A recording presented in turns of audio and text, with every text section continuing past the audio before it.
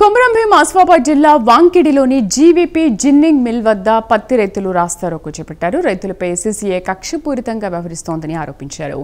తేమ పరిమితి నిబంధనలను ఎత్తివేసి పత్తి పంటను కొనుగోలు చేయాలని రైతులు డిమాండ్ చేస్తున్నారు. దీనిపై మరింత సమాచారం మా ఉమ్మడి ఆదిలాబాద్ జిల్లా కరెస్పాండెంట్ చంద్రశేఖర్ అందిస్తారు. ఉమ్మడి ఆదిలాబాద్ జిల్లాలో పత్తి కొనుగోళ్లు ప్రారంభమైనప్పటి నుంచి పత్తి రైతులకు ఇబ్బందులు తప్పడం లేదు.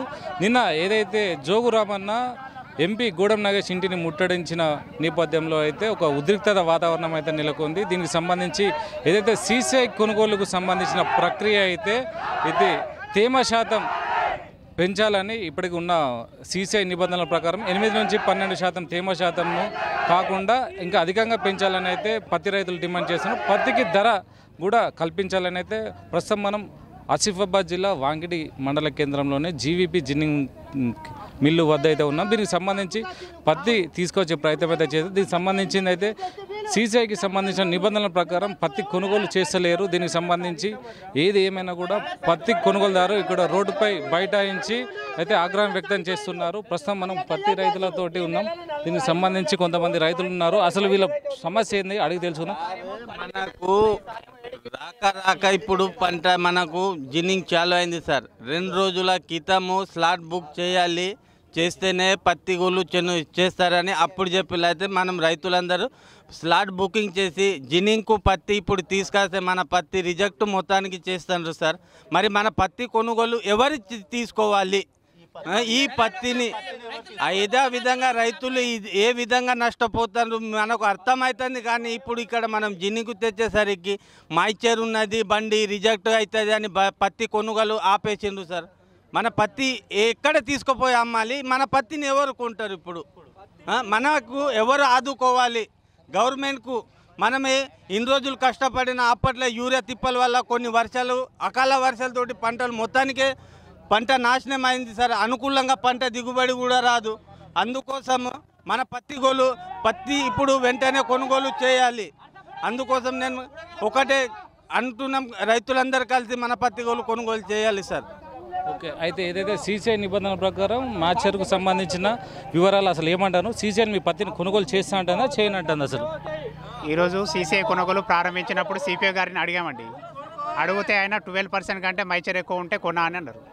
మేము అదే చెప్పినాం సార్. ఇప్పుడు ప్రస్తుతం మొదటి విడత పత్తి కాబట్టి కంపల్సరీ మైచర్ అనేది ఉంటుంది. మైచర్ నిబంధన లేకుండా అందరికీ సమానంగా 12% వేసి చేయండి, ఎవరు కూడా నష్టం కాదని చెప్పినాం. ఆయన కూడా లేదు 12 కంటే ఎక్కువ ఉంటే కొనమని అంటున్నారు. ముందే అధిక వర్షాల వల్ల పంట దిగుబడి తక్కువ, దాంట్లో మొన్నటి వరకు యూరియా కొరత వల్ల అసలుకే లేదు. ఇప్పుడు వచ్చి ఇక్కడ స్లాట్ బుక్ చేయమంటారు. వాస్తవే, స్లాట్ బుక్ చేసే నిబంధన ఏ రైతుకు తెలుసు చెప్పండి? ఏ రైతు దగ్గర ఆండ్రాయిడ్ మొబైల్ ఉన్నది, ఆయన స్లాట్ బుక్ చేస్తారు. వీళ్ళు ఆ నిబంధన పెట్టినప్పుడు స్లాట్ బుక్ చేసినప్పుడు ఆ లిస్ట్ పట్టుకుని ఇంటికి పోయి మైచర్ చెక్ చేయమనండి. ఇంట్లోనే ఉంటుంది కదా పత్తి వేసి చెక్ చేసి, బాబు నీది 12 ఉంది నింపుమనండి. తీరా స్లాట్ బుక్ చేసి నింపి ఇక్కడ చేసే వరకు ఏమైనా రైతులు పిచ్చలని చేస్తానులా? ప్రతిదీ కూడా రైతుల మీద నుద్ది మీది తేమ ఉన్నది, నీది మైచర్ ఉన్నది అంటే ఈ నిబంధన అది కరెక్ట్ కాదు. వెంటనే ప్రతి ఒక్క ఇక్కడ ఏ రోజు అయితే బండ్లు వస్తాయో అన్ని బండ్లకు ఈ సీజన్ మొత్తం 12 మైచర్ తోటి ఏమనండి మేము ఇక్కడ ధర్నా విరమించి సీసీ వాళ్ళకి సపోర్ట్ చేస్తాం. కొత్తగా ఒక నిబంధన తీసుకొచ్చింది, ఏదైతే క్వింటాలకు ఇంకొక కూడా నిబంధన చేసిండు.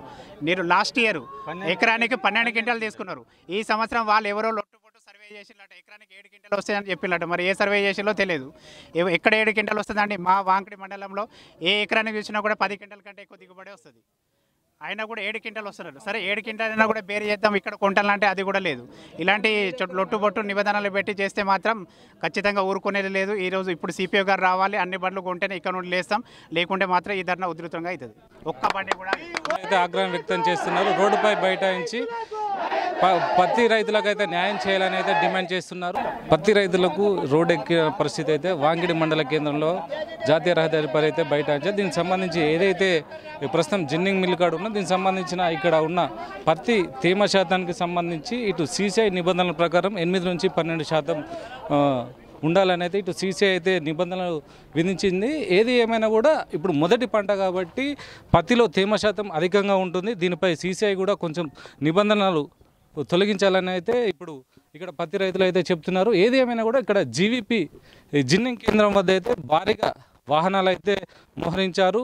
దీనికి సంబంధించి పత్తి కొనుగోలు ఎక్కడికక్కడ నిలిచిపోయిన పరిస్థితి అయితే ఏర్పడుతుంది. ఏది ఏమైనా సీసీఐ నిబంధనల ప్రకారం కొంత వెసులుబాటు ఉంచి పత్తి రైతులను ఆదుకోవాలని అయితే పత్తి రైతులు విజ్ఞప్తి చేస్తున్నారు. దీనికి సంబంధించి ప్రభుత్వం కూడా అండగా ఉండాలని కేంద్ర ప్రభుత్వం కూడా తీసుకున్న నిర్ణయం ఏదైతే ఎకరానికి 7 క్వింటాలు కొనడం అనేది సాధ్యం కాదు రైతులు అయితే చెప్తున్నారు. దీనికి సంబంధించి దాన్ని వెసులుబాటు కల్పించి గతంలో ఉన్న నిబంధనలనే తీసుకుని రావాలని అయితే రైతులు అయితే చెప్తున్నారు. ఏది ఏమైనా కూడా పత్తి రైతులు ఆ ఆగ్రహాల జ్వాలలతోటి అయితే ఇటు ఉమ్మడి ఆదిలాబాద్ జిల్లాలో రోజు రోజుకు ఏం జరుగుతుందో అసలు రైతుల పరిస్థితి ఏంటో అని ఒక అగమ్య గోచరంగా తయారైన పరిస్థితి అయితే ఏర్పడింది. కెమెరా పర్సన్ రాముతో చంద్రశేఖర్, ప్రైమ్ 9 న్యూస్, కుమ్రంభీం, ఆసిఫాబాద్ జిల్లా.